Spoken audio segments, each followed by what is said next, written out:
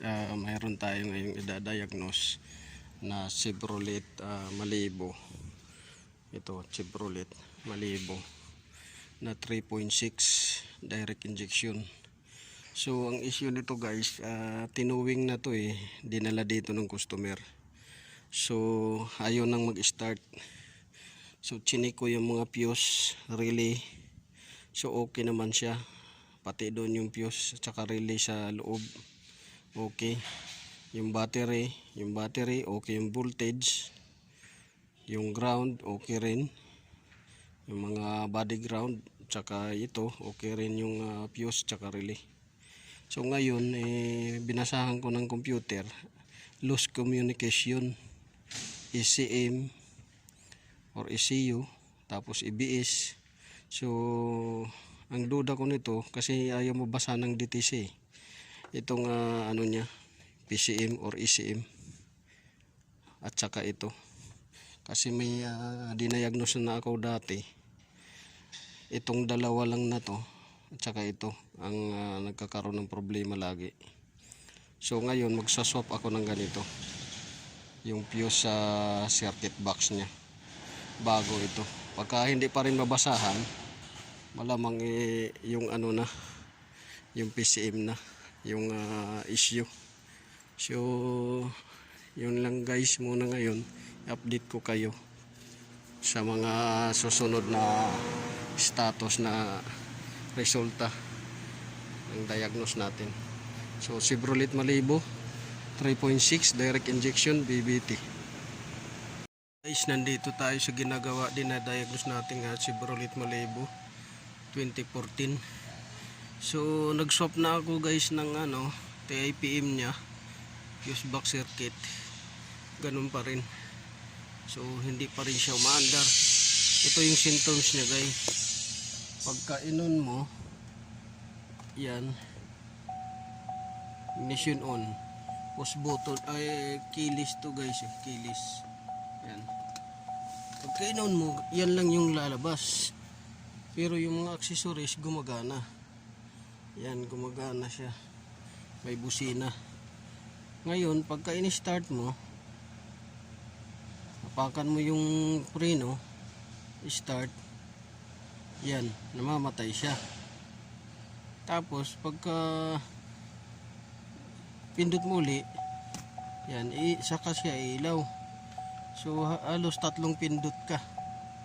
Dapat pagka ignition on, accessories na yan siya.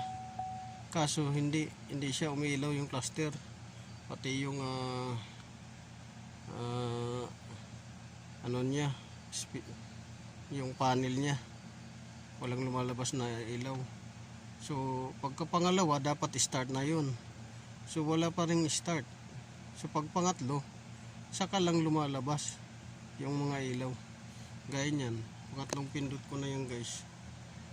So nahirapan ako dito kasi yung may-ari, hindi ko naman nakausap ko anong nangyari sa sasakyan. Pati yung manager wala rin naibigay na basta kay i-diagnose bakit daw ayaw umastart. So ito yung mahirap guys.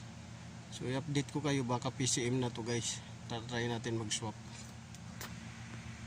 Guys, mayroon tayong isa-swap na PCM. Ito siya, isa-swap natin to siya dito sa luma rin to, surplus, pero ito try natin. So update ko kayo mamaya kung anong mangyayari.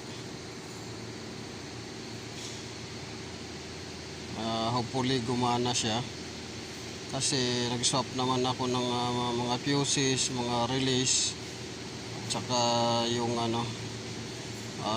TIPM, yung fuse box circuit.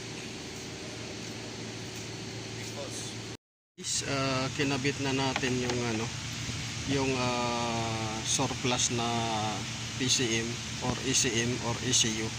So confirm guys yung natin, diagnose na ECU or PCM or ECM yung failure.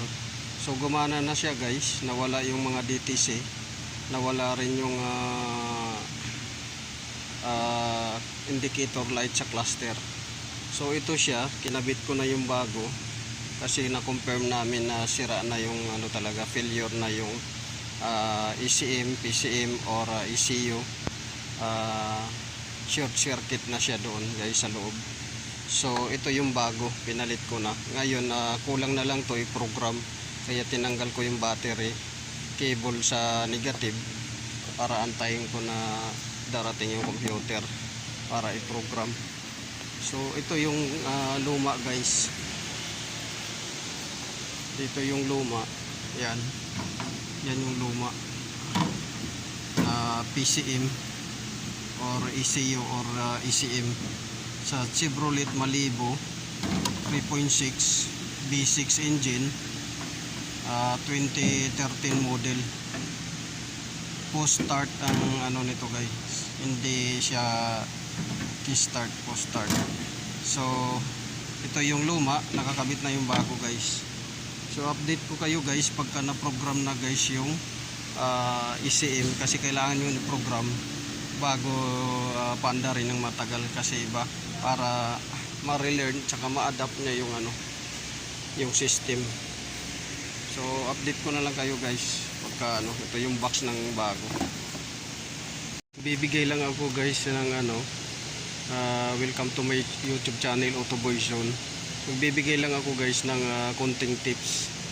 Kung sakali yung sasakyan ninyo ay hindi mabasahan, no communication ng ECM, no communication ng TCM, no communication ng ABS, tapos pagka switch on nyo hindi umiilaw yung cluster, tapos pagka pina-unlock at saka lock nyo sa remote ayaw gumana.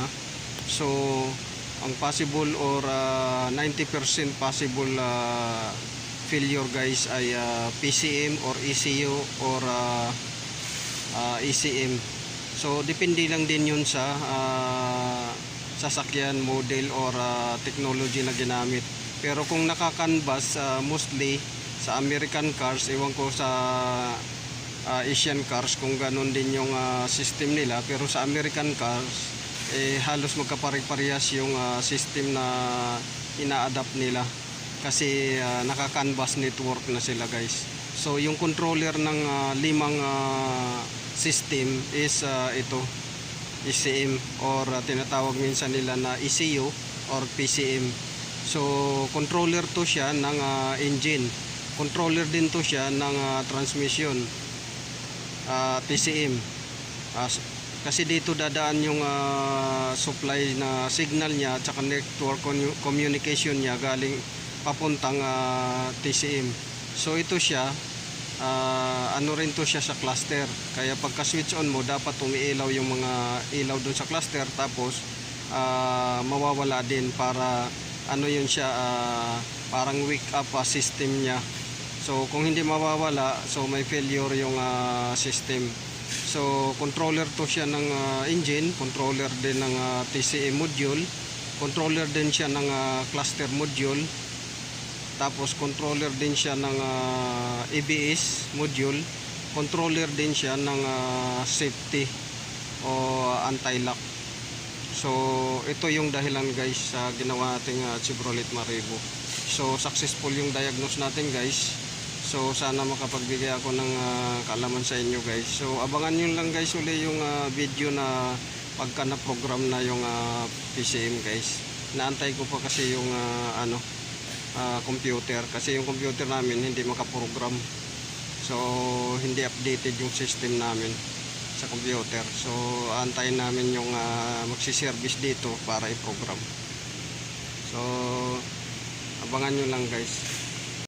So ngayon guys, ipoprogram na natin yung PCM para ma-adapt niya yung system ng sasakyan tsaka yung ibang mga module. So adaptation at saka relearn at saka program gagawin natin dito. So babasahan lang natin din ng DTC para to make it sure kung ano talaga yung root cause. So importante po kasi guys yung root cause, hindi yung symptoms na i-resolve natin. So yung root cause dapat ang i-resolve natin, hindi yung symptoms. So ang alam ko nito, may dahilan pa nito. So may hinala ako dito guys na may failure yung transmission. Kasi bakit huminto yung sasakyan. So may na-detect yung PCM, nag-short sa transmission, tapos naapektuhan yung PCM. Kaya nag-short din yung PCM. So kaya huminto guys yung sasakyan. So yan guys, lagi kong sinasabi sa inyo, yung root cause ang i-resolve natin, hindi yung symptoms. So abangan nyo lang guys sa susunod na mga video ko, i-update ko kayo kung anong mangyayari dito sa diagnose natin at saka repair. So paki-click ng notification bell button guys para update kayo sa video ko. At saka huwag kalimutan guys mag-like, share, subscribe sa YouTube channel ko, Autoversion. Marami kayong makukuhang knowledge, ideas at saka tricks dito sa diagnose natin at saka repair ng automobiles o mga sasakyan. So yun lang guys, maraming salamat sa pakikinig.